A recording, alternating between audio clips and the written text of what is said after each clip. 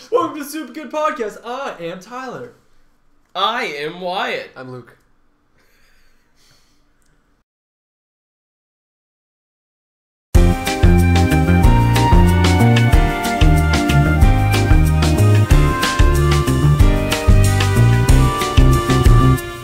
We're talking about the current moves that Google and Amazon are making in the gaming industry. For example, this isn't really an example. What I can't even segue this at all. So the Google is revealed a $99 Nexus device, a Nexus game console device. Alongside of that, Amazon, they're doing something with their Fire HD products, stuff like that. Yeah. We're going to be kind of discussing, like, are they relevant? What are our thoughts on these things? As gamers, would we buy these? And we'll also talk about the Ouya a little bit. I guarantee we'll kind of get into that. But all right, yeah, I'll just kind of open up with the question: like, do you guys think these things are relevant at all? No. Okay. Halo made the Xbox. That's why Halo, people bought yep. the Xbox. They need to make a game that that is an exclusive, that people will buy that console to play that game. People need to take games Android, make consoles. Consoles don't make games. People need to make Android serious before they can make a game console with it. Yeah, and to be clear, for anybody who doesn't really understand, these game consoles are primarily going to be playing like Android apps, small little baby apps that like would go on mobile devices. Angry Birds. Yeah, Oh. so On TV? on TV. Flappy Crash Saga. Flappy L Block Saga. It's the best So game ever. I believe a lot of this started with the Ouya, kind of leading the way about a couple years ago when they revealed that they're going to make this console that's going to play Android games. I think that's what also sprung Google and Amazon to make the moves that they did to go into this market. Obviously, the Ouya sold well enough. Doesn't mean it was received well, but it sold well enough for them to want to get into this market. And that would even cause Amazon to make Amazon Game Studios. Oh yeah. That's another thing. And how I see it is, I don't see that it's relevant yet. So It like, might be. it could be in the future, but not at the price point that they're setting it all up as. Well, I gotta say, Yeah. before we... I mean, everyone's voicing pretty absolute opinions at this point already in the show. I think Yep. before we get to that, let's talk about the reason for that. I know when Ouya was announced, instant Kickstarter success, and in fact, they actually used the money to create the product. What? And made What's up? Yeah. You can go to You your do that? local Target store and pick up an Ouya today. Wait, they still sell them at Target? Yeah, they get this awesome tiny little corner. It's on the shelf, literally like down on the floor. I'm pretty sure people wind up having to buy them because they accidentally step on them. That's their marketing tactic Huh. for the Ouya. But when it was announced, I was super excited. Just as a gamer, I was looking forward to this console where all these indie games were going to show up. And as a developer, I was excited for a platform to publish console-style games without having to go through all the rigmarole of trying to put something out on Xbox or PlayStation. Go from, I was briefing. Go ahead. He actually got me interested in them, but I was never really interested in them from a gaming standpoint. I just wanted to create games for them, honestly. Like the ability to create a game like for controller use on Android-esque thing, because yeah, then you wouldn't have to deal with like going through Xbox or PlayStation or whatever, and it'd just be cool. But I was never really into it for the games. Then I think what you run into when you've got something built on the Android platform is the same sort of thing you run into when you've got Android compared to iOS devices just in mobile, where all these Android devices have a lot of freedom and people can create whatever kind of apps they want and post them on Google Play with They don't relative necessarily have the freedom. power, though. Relative freedom compared to the iOS app ecosystem. It is difficult to get an app out on iOS. Yeah. But what comes with that is high quality apps coming to iOS. Really, everything is really nice, really polished. And that aside, people can create peripherals to go alongside their app. You know, you see in Best Buy this like little iRig, guitar rig for practicing guitar with your iPhone. They can create cool stuff like that because of the consistency of iPhones. Yeah, and usually... Whereas on all these Android devices, you've got some Android apps that lower-end devices can't even run. Yeah, and you gotta sift through them because you can run across just a lot of garbage. Like, it's annoying. So I think you see the same thing when it's kind of when the game Apple developers have the freedom to publish games to a console. It's the Apple ego, though. Like, because Apple doesn't create crap. That's kind of how they've always done things. Because otherwise they'd be called crapple. Yeah, that's the one thing I really like about Apple, though. Like, bad joke alert. Wee woo, wee woo. I'm not a huge fan of Apple in general, but the fact that everything they make is so polished and so well-rounded is something I really appreciate. Other than the 6. Yeah, other than the iPhone 6. I must say, I'm looking at Ouya's website right now, and comparatively to when they got started, the website looks clean, and a lot of the games that they have here, there's an option we'll go into that real quick. It will give you the option to push whatever game you have here to the Ouya, so it has a downloading system that you could really utilize. But I mean, in general, I'm looking at all these games, and okay, Towerfall, that's one I know, and it's a really well liked game. Mm-hmm. Towerfall looks really interesting, but under that, it's like Amazing Frog ? Like, what the heck is that? Bomb Squad, Magic Rampage, Pinball Arcade, FBS for Ouya, FBSE for Ouya. I don't even know. Like, just a bunch of games here that like I've never heard of. Obviously, because it's Android, you have a bunch of these emulators. Those are always fun. But in general, I just don't see it as a platform that any big studio is gonna want to develop for. Well, and the issue comes then when you assess the market. You say you're gonna like put all this work, you're gonna spend a year creating a game, and it's gonna get lost in this flood of just these low quality or quickly put together games because everyone has the freedom to do it. And the company's policy at that point is to not market themselves for that game. They don't have any ties to that game because this is the beauty of publishers. They can get your game out there. Yeah. Whereas like when you're developing an indie, they don't have any ties to you. They don't really need any ties to you. So it's on your own to get your game marketed. Which, I mean, that's if you want to work hard to get it, such as like things like Super Meat Boy and Braid and all those other games we've talked about in the past. They did a very good job at marketing it. But where it begins to fall apart is because everybody started flooding to the indie scene. And now they're all complaining that they're not getting the publicity that they needed. Right. Which is like, what did you expect? You're indie. Yeah, you're independent. You're not tied to a publisher. You're publishing it. You're marketing it. It's kind of the parallel to everyone having the understanding that if you go to college and get a business degree, you're going to get a good job out of it. And then all of a sudden there's bazillions of 20-somethings with business degrees all working at Starbucks because all the jobs that required those business degrees to begin with are filled now. Yeah. And just, here's a great example. I see two games right here. Neon Shadow and Shadow Gun. What is the difference between those two? I don't know. Shadow Gun. There's neons and stuff. Shadow Gun was actually a really highly praised iOS game. Yeah, I mean, and that could be true. It was but like, made on Unity.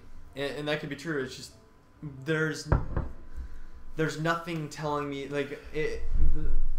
That comes to like where we are with consoles. When you know like an Assassin's Creed game or anything, you know, even if you never played them, you know what these games are about. Yeah. This game right here just looks like a shoot 'em up game, play online multiplayer. Basically, just a very bare bones multiplayer with really poor mechanics, and that's oftentimes what I'm seeing with things like where Google's going, I'm like, do you guys want that? Like, why are you gonna waste your money making a console when you have a ton of consoles already? And go ahead. Sorry. I was gonna say, and like a lot of indie developers won't really want to develop for something like Android if they want to be like really serious about it. Like there are those people that like make games directly for Android and love making games for Android. But if you're like going to try to create a serious game that like has depth to it and stuff like that, which you can do with Android, it's just a lot harder. People like that aren't going to target something like Ouya. Ouya are like one of those one-off games to where like, oh, that's an interesting idea. Could probably throw that in there with some ads and make some money. Throw it together, throw it on Ouya. Yeah. You know, one company that I'm really surprised they don't just run with this idea is NVIDIA. Because I feel out of anyone who would want to get in the console market, I think it should be NVIDIA. Yeah. Because, I mean, they made the Shield. The Shield has an HDMI output that will output 1080p games, relatively close to the Xbox 360 and PlayStation 3. So, in my mind, I'm thinking, if they can put a stupid fast processor and GPU into this tablet and have an output console mode, like, why aren't you pushing harder to get into this market? Because you would be successful and you would actually compete against, number one, AMD first and foremost, because AMD is in both the PlayStation 4 and Xbox One. And you wouldn't burn your house down with an AMD card. Right.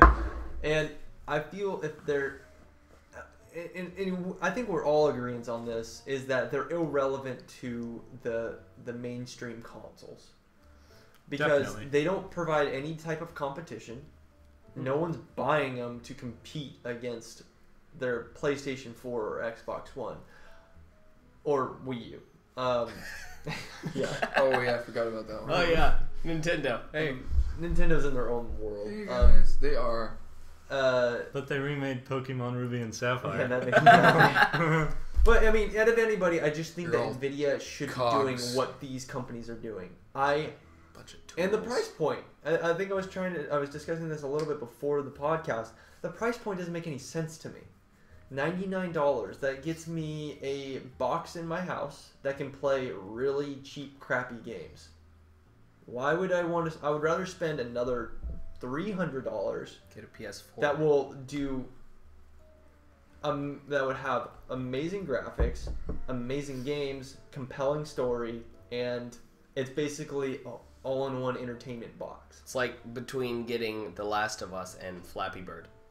Really though, because I mean, all the FPSs that are A lot of people got Flappy Bird. a lot of Seriously. a lot of the first-person shooters on these small consoles are, like I said, Android device holders, so they have really bad mechanics because they don't have controller support, or if they do, it's really wonky. Yeah. And all in all, you're just getting a very cheap experience. Well, another thing to think about is the, like I said earlier, the ease of being able to publish your game to that platform means lots of people who aren't even very serious are going to do it. You know, lots of people will do it simply because they can. It is difficult to get your game out on a mainstream console. You know, we've seen that. The licensing is expensive. Who knows what the communications are like. I mean, obviously, I haven't yet tried to publish a game on console. But I imagine, like, trying to get your game out on Xbox, and even then you're only getting it on Xbox Live Arcade, which is a whole nother beast. Yeah, you don't even... I've never really, like, surfed Xbox Live Arcade. You know Super Meat Boy's on there. You know Minecraft is on there. Those are the things that you're going to go there to get. NFL Blitz. Anybody remember that arcade game? Nope. I don't want to. Oh, so good. At any rate, yeah, it's fun. It's a tough market to get into, but the result is every game that actually makes it is going to be high quality. That we're willing to put in the work and spend the money to get it out on that platform. Yeah. And to be fair, the arcade, I mean, the Xbox Live Arcade isn't completely terrible. No, Anymore. it's just Anyway. it's kind of a. I feel like to me it was always kind of just it's like a feature off to the side. I think once like 2010 hit, they got things like Battlefield 1943 and like a couple other games, and people took the arcade seriously. They had Summer of Arcade for Xbox Live, Yeah. XBLA. That became a term. So yeah. Yeah. Kind of brings another point. I think we had talked about this with the how easy it is to build your Steam library really quickly. You know, with Humble Bundles and Steam's week-long deals, and Holiday sales. oh man, you can get tons of games super cheap. But I think to me that kind of winds up devaluing it a little bit. And so you see on this on these Android-based platforms on Ouya, you can play any game on there for free, and then purchase the full version if you like it. But that kind of devalues to me It's like a demo. what the games are worth themselves. I know when I bring home a game on console, I'm gonna spend some time on that game because I fronted some cash for it. You know, you're spending $30, $40, $50, $60 to play through one game, and all of a sudden it becomes worthwhile to play through it. But when you just spent $5 to get a dozen games, you know, you've got pocket change into a novelty at that point. And I think in a system where everything is either free or cheap, I don't want to be that same investment that you have into a console game. And go for it. And that's why a lot of PC gamers are really cheap. If you ever really... I'm going to bag on PC gamers. If you ever really notice it, like, PC gamers won't buy a game at full price. Ever. Like, they're like, oh, cost $60 for this new game? Oh, when's the Steam summer sale? Right. And there is always a sale right around the corner. Or yeah, the, but or that's... the EA fanboy who buys Battlefield 4. Yeah. But that's... Hey. That's the problem. They're willing to spend $1,500 on a freaking awesome rig, but they won't buy a game at full price because PC Master Race. Yeah, spend $1,500 to do like 10% of the computation that it needs. Right. Yeah. And half the time they're still playing like Angry Birds on their Yeah. they're playing Team Fortress Classic still on it. That's what they're spending. Because their that time game on. was way better. Right. It wasn't. You know what? And also these consoles that we're talking about, the $99 consoles, is kind of what I'm calling them. Yeah, that's the same price point for Ouya, and I imagine Amazon's is similar. Yeah, I won't imagine it being any different. Who is it made for? What's the target Like, audience? Who is the target audience? Yeah. Honest- And you're not gonna get the hardcore gamer Yeah. for it. No. You're not even gonna get like necessarily casual gamers because because you casual. have mobile games for that. Yeah, you have mobile games for that, and casual gamers they'll hear about something like the Xbox One or the PS4 from their friend, and they'll just Buy that. get that and then not really play it. But they wouldn't like. Ouya's kind of buried nowadays. People don't just like when you think of a game console, Ouya doesn't come to mind. You think of like Xbox One and Yeah. PS4, and no one thinks of the Wii U. They're trying. Yeah, go. Sorry, I got a lot of things on my That thing mind. exists. Yeah, Oh, Wii U. it's weird. No, it was a prank at E3. Yeah, seriously. They actually didn't let them in. They didn't let Nintendo in? No, Ouya. Oh yeah, that was A lot of the indie crowd was pissed. yeah. I'm sure. And a lot of people who didn't know about Ouya were like, that's just wrong. It's like, no, this company's not that, they're not that great. Mm. Like, I mean, Stepping on the little man. Well, I gotta say, we gotta at the end of this bring it around to what the solution could be for this type of scene to work. You know, There is no solution. what would make it work? And Kill I have yourselves. some thoughts myself. That's like the only thing you've said this entire time. Yep. Kill yourselves. do you have much an opinion on this anyways? No, but I'll just throw in a comment once in a while. Just, How about right now? So what's your take? what's my take on Ouya? Yeah. No, just I'm like, gonna go play on my PC. The $99 price point, Android-based gaming. Where do you think it's at? There's no, it doesn't fit anywhere. It It's does. just kind of floating around the gaming zone, just yeah. bouncing off people once in a while, making headlines, and not doing anything.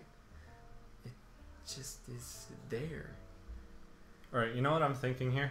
What are you thinking? As we're discussing this, I feel like there's a scene that these would be wonderful for, if both the creators of the consoles and the developers of this type of game would work together to try and make this happen. You know, make the market a little more exclusive and that sort of thing. Games like Gang Beasts and Screen Cheat and Screen Cheat would run on Ouya. Hammer Watch and Monaco and all these awesome LAN games that you just want to like hook your PC up to your TV and play with controllers with your friends. This type of gaming console would be awesome for that sort of thing, if you ask me. But with the market being so flooded, even if those games are on there right now, you're not going to find them unless you already know they're there. Yeah. I think I'm thinking about like coming back to that price point of $99. The only company that I think will have any difference in price point is Amazon. I can see them doing like $149. That's kind of what I was thinking. It'd probably and honestly, I wouldn't even be surprised if they even deliberately try to compete with consoles, like the mainstream consoles, because they, number one, bought Twitch. Yeah. You don't just buy a company like that for what, $1 billion and like not do any something with gaming. And they also opened up Amazon Game Studios. Now, did Google buy somebody in the creation of this process? No. They were working with Razer or something like that, right? Oh, right. I don't know if Razer helped them make this console that we're talking about, but I know they have a partnership with Razer to make something. Okay. I don't know if that was it or Amazon does? No. Google does? Because they announced it at their keynote. Yeah. But out of this whole thing going on right now, I don't know if the price point's been announced. And the only reason I'm saying price point is because price is directly reflected to hardware and what you're getting in your box. Because say what you want, like hardware is still needed to push graphics. I don't care about cloud services. It's too early right now for it to actually be reasonable and useful, actually. I mean, even cloud streaming, I've still yet to try out NVIDIA Grid, but once I get a controller for it, like I want to see how this thing works. Because if it's too buggy and nasty, like it's gonna be a while. Yeah. And you can never really replace the amount of data being transferred to your computer screen and be satisfied with the quality, I think. I just don't think anyone will be satisfied. I know I won't. I don't even care how well it streams it. I don't think I'll ever be satisfied with knowing that there's a certain amount of compression involved. So, if anybody, Amazon. I gotta say, I think we could probably, after the things we've discussed, come to a consensus on this particular topic. We have plenty of time, by the way. I think. Yeah, we got plenty of time. I do want to talk about Steam machines, though. Oh, okay. Yeah. Mostly because I'm intrigued by the subject. I don't know a whole lot about it, but it is very interesting what could happen with it. They're pretty much just media center PCs just for games. Yes. In case you've ever used a media center PC. I think we could come to the consensus that it is not worth your $99 right now. No. To buy a machine on which you are going to pay for little 99-cent games that you are not going to value. No. You know, if you want to invest in gaming, then make it an investment and buy yourself an Xbox One, not a PS4. Don't get the PS4. Just get it I computer say if this you're out going of to do bias. that. There is Go get both. That's what I want to do. these I wanna two. have a PS4 by the end. I actually do cycle. want to get a PS4 just for The Last of Us because I really want to play that game. Yeah, me too. Don't listen to me. Just get a PS4 too. But just get an Xbox One. Get the Xbox It goes back first. to what I was saying, is that people buy consoles for games. Yeah. You're buying a PS4 for the last. That's like the only reason I want a PS4, Why- honestly. What I think the consensus What do I you want think the could be Ouya for? Flappy Birds. Yeah, seriously. that if Yeah. you're Yes. if you're wanting to invest in gaming, then pay for something that's gonna have some returns for you. Because you're gonna spend 20 minutes playing a whole bunch of Ouya games for 99 cents each. Just like your Steam library that has 200 games in it that you don't play. And all of those games are made for passing time. Yeah. Right. None, I don't know, and I mean, besides maybe the first-person shooters, which still, I've tried them, I've done them all. That no, it's not working on mobile devices. It sucks. It sucks. Well, and really, I've tried it on my iPhone. I've tried it on my Android, and now my tablet. It just sucks. It's a terrible experience, and yet people will fork over money, and that's why they keep making them. Whatever you do, don't get the Deus Ex game, the mobile Deus Ex game. I don't remember its name. It's bad. my point was, then you're gonna spend $50 on a game, which is gonna hurt after you've been buying 99-cent games on your Android and your Steam library for forever. But you will play those games. You will wait until your one save file has 100% completion. Because it's an investment, and you're gonna get what you paid for out of it. I didn't do that with I think Kingdom that's Hearts. the crux of it, is you're gonna get what you paid for out of it. Mm-hmm. Yeah, I think Before I move to Steam machines, I don't see this relevant, like I said, for anyone. Because, like I said, the games that you're buying for the Ouya and stuff are time passers, with the occasional first-person shooter, like I said, which suck. There is no place for these things, and they're just kind of swinging around this idea that they're trying to be competitive. But why? Why compete in this market that there is no? I mean, there could be somebody out there. I'm not saying that if you want to get these, that's fine. But I strongly suggest you understand the value of what you're getting. Price to performance is what you want to look here, because I'm not just talking about hardware performance, but how much you're performing with these boxes. Are you coming home and plugging this into your HDMI port and switching it from TV to play these consoles, to play Flappy Birds or Angry Birds or Candy Crush, or even Minecraft Pocket Edition, or even Towerfall, which is probably sitting collecting dust in your Steam library right now anyway. Yeah, I mean that would be the only game I feel like I would, if I was to own an Ouya, that would be the reason I'd play it. But I can get it anywhere else. Yeah, it's on Steam. And all of the games on those things you can get anywhere. There is no exclusives, and that brings up another. I can bring up another issue about exclusives. Maybe talk about it in a different podcast. Sunset That's Overdrive. But that's why exclusives I are want to good. get that game. Yeah, they are good. That game looks awesome. People hate exclusives and don't want them, but they're good, and They are good. that is a reason why the Ouya. Look at the Ouya as a prime example. They need those. They need an exclusive. They need something you can only get on the Ouya. And that Ouya people needs want. their Halo. Yeah. Like Luke just exactly. called me out on, The Last of Us is the only reason I want a PlayStation. Exclusives. I want But a they- PlayStation for Killzone. but when because you- I love the art Because style. it's not for the anti-aliasing, let me tell you. Because when you get those consoles, you also get to enjoy the experience of what those consoles provide, and it makes it worth it. I mean, a great experience with a console like Netflix and all this other garbage, that doesn't really mean much unless you have a game to back it up with, right? Yeah. Every time, if I was to have my Xbox and only played Netflix and everything like that great, and the games sucked, I would be like, yeah, I'm selling it, because I contemplated it at the beginning of when I got the console. One, I think every part of the experience. I mean, when you go to your local department store to pick up your copy of Destiny, and you're getting that case, and it's got the booklet inside. Oh. It is a real tangible thing that you're holding in your hands. That's part of the experience. And when you come home and you're reading through the manual on the drive, unless you're driving yourself, I do that. don't read the manual and drive. I do that. Especially if you're reading the manual for a With racing my game. headphones in. How do I use the controller in this game? Right. No, it's all part of the experience, and it's validated in that you've invested in it.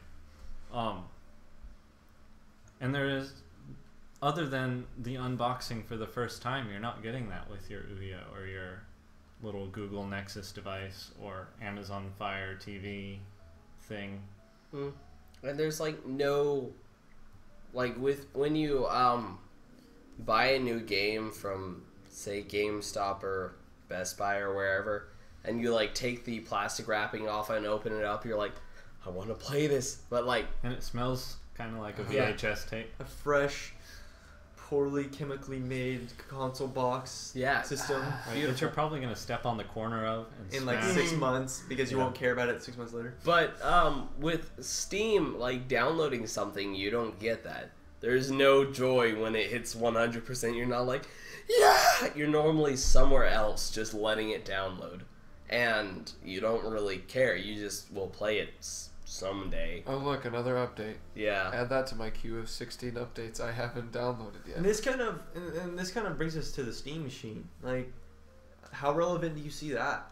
Here's what I'm thinking as we're discussing this. I think the Steam machine is a $500 Ouya. Pretty much. It's got the performance and stuff, but it's the same in that once you've invested in the console itself, the investment in the games is not enough to draw you in to I'm gonna continue swear to play by them. this. I'm swearing by this. They have to make exclusives. I honestly think That's that the a Steam only way they machine can make can it work. legitimate. I really do. Unless you have a Media Center PC in your back already, having a Steam machine already hooked up to like your TV or whatever, like you can be doing something on your computer. Just go over to your TV because it's larger, grab a controller, play one of your good first-person shooters because it's PC grade. Yeah. Because they're all PC games. And Running on Linux too, so it's going to be an efficient. yeah, so like you're playing BioShock Infinite on your TV that's just hooked up to this box that looks like a console, but runs better. Like I honestly see them as being a viable, Which is through performance. That's the reason why. mainly performance and like the quality of games. Yeah. It's not like the Ouya, which they have some pretty low quality games and the performance isn't really there. It's just Oh, yeah. Well, It's There's not much they can do with that. yeah, it's a PC grade experience just automatically hooked into your TV. I'm And gonna. Oh, go for it. I gotta say I wasn't comparing that aspect of the Ouya to the Steam machine. I was comparing the lack of value in your investment in a game where you could spend as much as $10 on it and still not feel invested enough to want to play it frequently or finish the campaign or whatever it is. The Steam machine from the get-go, when they announced it, I in my mind I was just thinking, you are not being aggressive enough. It's so passive aggressive on how they're trying to release these things that there's no compelling reason for me to switch over to Linux to download a Steam machine. It's kind of like they're just like kind of just putting their hand into the market and just kind of wiggling around. Yeah. But they're not really like, they don't have an end goal. If almost. they wanted or to, a target audience, which is capitalism. Your end goal is usually your target audience. and I love the open source community. There's a point to it where like someone as big as Steam has to just let the open source thing go. Yeah. Because if they want to be successful with a Steam machine, they need to, if kind of almost like what Microsoft did with the Xbox One, make their own version of Linux, make their own distribution of Linux, which they kind of have, but they based it on somebody else's. But no, they need to make their own, and then make the kernel run the same as that, but with their own flair and have it much more closed off. To make sure that even this, like, no offense, but even the stupidest of people can use the thing, because they shouldn't be able to, like, that's why consoles are honestly will remain dominant, is because the simple users will know how to change things. Mm-hmm. If they can do that with their console, it will sell big, and it will compete with Sony and Microsoft and Nintendo. Nintendo's not a huge player, but they still are, because of how closed off they are. Where else are you going to get a Nintendo experience? I gotta say two things I would have to say they should work on for the Steam machine, and they may do it, but I haven't seen anything to support it. Like we talked about before, they need exclusives, and I don't think they're going to do this which is kind of sad. But I think it would be probably wise to have at least some range of content in stores. You know, I don't imagine the Steam machine even has a disk drive. No. But you know, if you stuck like a Blu-ray drive on it, capable of reading typical like DVDs that games are printed on. Yeah. And put just some of your major titles, just your exclusives in stores. I almost think the investment part of it would be there. I know for myself this is huge. I see myself, I've probably bought like 4 or 5 different Humble Bundles now.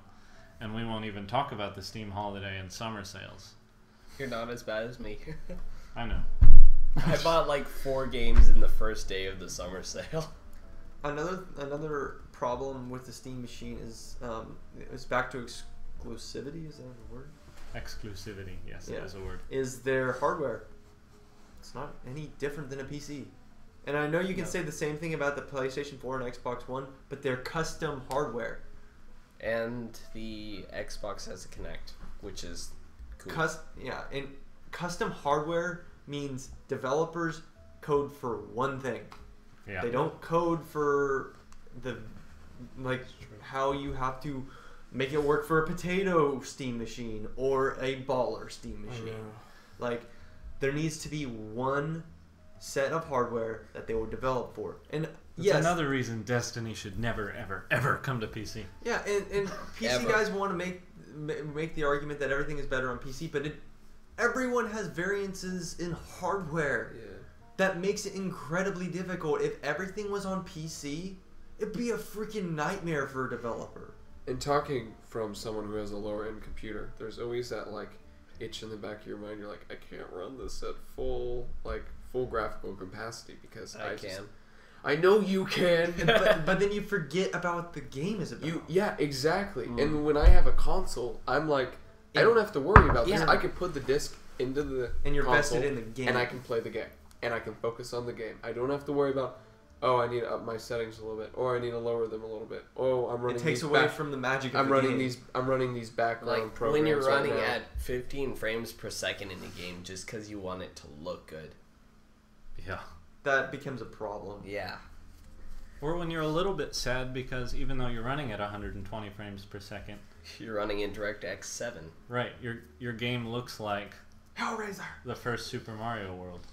So yeah, and I mean, it was ahead of its time, okay. But I think if Steam, like I said, this all comes to being Steam and Valve just need to be aggressive with this thing. It's been out for like what, a year, and they don't even talk about it. Wait, can you buy them now? Yeah. You can download the distro. I didn't even know that. I knew you could get Steam OS. I didn't know if they had like Steam machines on the market. Well, Steam machines are just PCs. Well, yeah, I know, but they've got a couple like. Alienware has one I out. was gonna say they have their own custom chassis, but other than that, like that's it. Like it's just, I have a different chassis than you. So what? Like every PC gamer has a different chassis, except for if you're an Alienware fan or whatever. They had a really cool Alienware. That is some horrible marketing, akin to the Wii U coming out. That was some bad marketing. Yeah. Well, the Wii U actually had really good marketing. I disagree.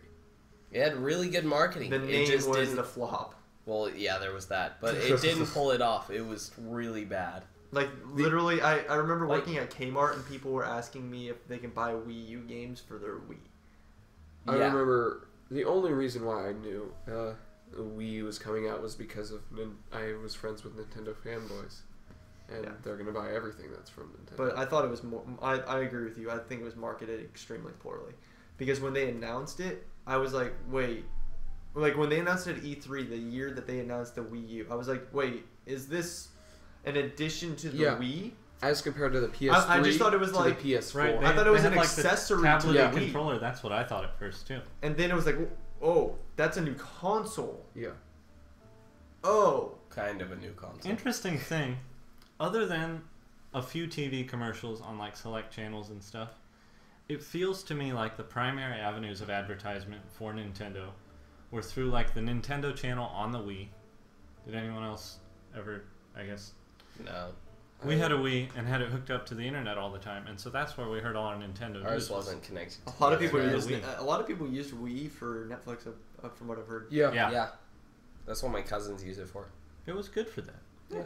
Worked well. At any rate, Because you can literally. Same reason I And- use my 360 for and Netflix. on Nintendo's website, those are the places you hear about Nintendo stuff.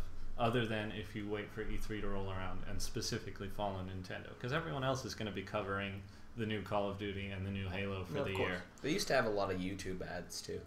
Yeah. So I think part of the fallacy in their marketing is that they're only marketing to people who are already going to buy it. I don't know if they're expanding their market very much. I don't know if they can by this point. Everybody knows about Nintendo. Well, but I think being in the face of the general consumer who's going to buy this as a Christmas present for their nephew or whatever, it may add to. But before they the people who really become. do much more like aggressive marketing, they need to put out something more substantial than the 2DS, Yeah. which Yeah. is their It- most recent thing. What the Oh, point the- comes the down new to 3DS is that XL. don't be passive aggressive like the a lot of the XLs. time in your marketing. I know, but that's a new device. Technically. They upgraded the hardware in it. Like, that's a new device. Yeah. Like, that's how bad they are at marketing things. They can't. No one can differentiate the difference between a 3DS XL first edition or the next edition because they named it the same dang thing. Yeah, and it's just goes back. Don't be passive aggressive in your Be marketing. like, honestly, Be aggressive. Be anyone, aggressive. the one company, and everyone gave them crap for it, was Microsoft, who was extremely aggressive That is true. for marketing their new console. Xbox on! No one questioned what the name of the new Xbox was once it was announced. No one questioned what their motives were. Everyone knew it. Doesn't mean they liked it, but everyone knew them. No one really kind of knew the...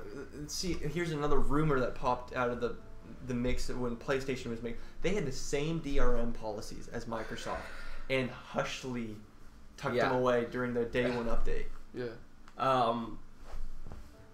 They like practically laughed at Microsoft one of the E3s though, like because when all of the rumors were going around about like how it always had to be connected, how you couldn't like loan your game to a friend and everything like that, and PlayStation was just like, yeah, it's your game, give it to someone. Oh, that little video that this is how you trade games. Yeah. Yeah, Exactly. That was smart. They were just like, Oh, that was smart. Like, I'm not saying Sony's any bad at marketing. They're great No. as well. But yeah. Well, they are. I'm just saying. The commercials are pretty hilarious. Yeah. Back when what's his name was their VP, I believe, was doing the marketing commercials. Do you know who I'm talking about? I don't remember his name. Blonde hair. Yeah, I think I know Kind what of you're talking chubby. about. He had a very almost like Old Spicy way of. Yeah. But it's just really interesting. Old It's like Spicy.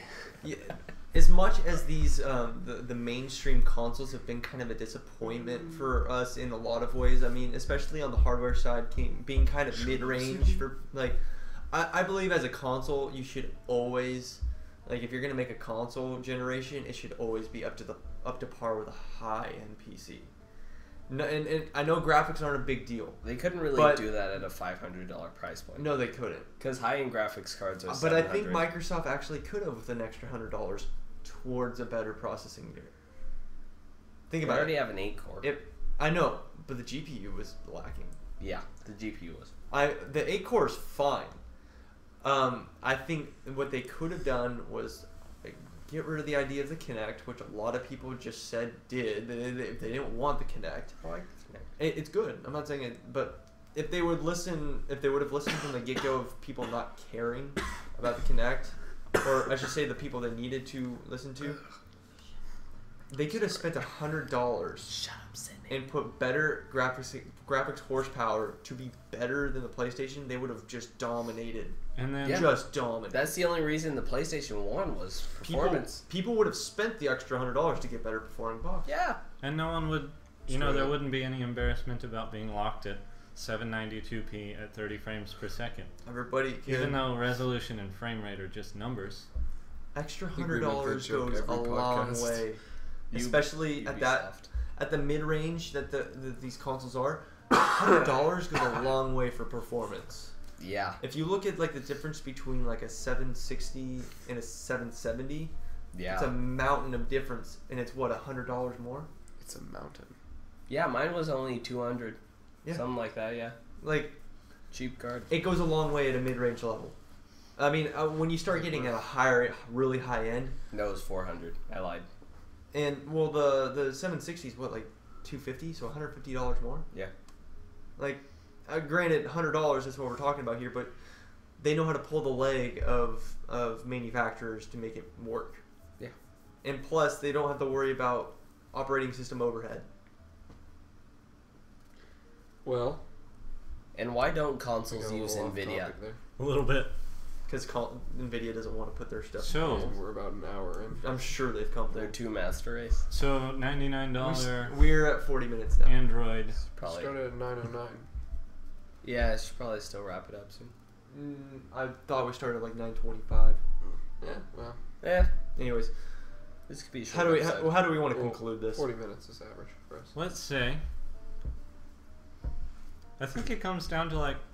We talk about this a lot, but I think consoles are just always going to be where gaming is at. I hope. PCs were designed as utilities. Turning into fanboys. But the more we No. discuss it, the more we're like, whoa, This wait is a the minute. logical conclusion here. Yeah, and also PCs were designed as utilities. Never mind. Consoles were designed for gaming. Games were designed for consoles. yes, Actually, from the very get-go, yes, Pong. was on a console. Pong. Okay, Pong was like Pong was those awesome. controllers. It's like a Yes. little box that looks like something off of the dashboard of a car. Like it looks like the air conditioner controls from a car. It does. It is beautiful. Awesome. I made a 3D model of a Pong controller for a Competition. I yeah, think for a I saw competition that. one time. Nerd. It was so much fun. It looked awesome. It was But great. I mean, it's intuitive. Anyways, From let's find the the start, conclusion. it was consoles Sorry. and games are just like this yeah. and this. And I think a lot of people are making the argument that consoles will die soon. I don't think so. I hope not. I don't. I hope not for traditional. They'll need to refresh Speaking- consoles more often if they want them to live, Yeah, and I think and make them more backwards compatible. 9 years or 8 years is not the answer. No. No, Everyone wanted that Xbox 720, and if they had given it to them, like 3 years after the initial release would have been amazing. It's going to be interesting, though, is that when they shorten the life of that, game development will shorten it on its own. That's Because- why I said they have to make it backwards compatible. Yeah, I mean, that's the only way they're going to... Use the same architecture, just better Yeah. processor. Yeah. Yeah. That's So an easy yeah, solution, let's to be conclude honest. with this. Considering our topic was about these $99 systems, we've all kind of come to the conclusion that they aren't relevant for anyone, for any market, Mm-mm. because they aren't. No. I know you might have an argument to say against us, but But we don't care. But if you think about it logically, not even the casual gamers will actually get into it. It's a dedicated box to play something that they can play on their phone. On the other hand, you have this massive gap between that and the mainstream consoles. If the one thing you want to do is make a box dedicated for gaming, compete with the mainstream consoles. If Google would be smart, they would have competed against Microsoft and Sony. They're a huge company. oh yeah. They could have done it, and they decided not to. Well, yeah, and Google has the power to. I think they could They strong could- arm some developers and get themselves some yeah. exclusives. They could pull off a really awesome console and it would be all shiny Yeah, and like- silver. And it Like- communicate with glass. When it comes to developers, God. they really should just be like, here's your budget, make a game, and then do that, and that's it. Right, play on the features of our system. Yeah, and They honestly you'll have could total make freedom. a And then really they could cool make some system. really good games. Yeah. Because you're giving that developer freedom, Right. and you're giving them money. I mean, And so Money! that's a risk. That's a pretty big risk as an investor. But You're Google. Yeah, Google's the people that are trying to bring Wi-Fi around the globe and creating a biodome and Basically Like doing you're what, trying different things. basically so doing what Tesla couldn't. yeah, made the Google Glass, which is very controversial. And expensive. I really want a For glass. an $80 product, that's It's $1,000. $150 Okay, with like Yeah. sorry. 150 in hardware, so it'd probably like well hardware and man hours. yeah, it'd be on shelves for like 300. Yeah. So, the future is now. yeah, I would personally ask that you would refrain from looking at these devices because number one, it all comes down to you making your voice heard with your wallet. And if you're against these things, you should not. You should vote for this with your wallet. Don't buy it because that will immediately tell them. My God, see you fiddling over there. That'll immediately tell these companies we don't want that. We don't need that. Do something more aggressive. Do something more meaningful to the gaming community. And I think if they want to survive in that industry, if they're passionate about what they do, they will respond. Maybe we'll see an Ouya 2 with a little bit better hardware, probably a little bit higher price point, and a little bit more exclusivity on their marketplace. We'll see. There could be a market for something like that. I don't know. There could be. There's potential always. Something awesome like Shovel Knight, but exclusive. And probably not a platformer, because there are way too many indie platformers. Too many. Yeah. Hey, So, we're making an indie that's it? platformer. All right. Thank you.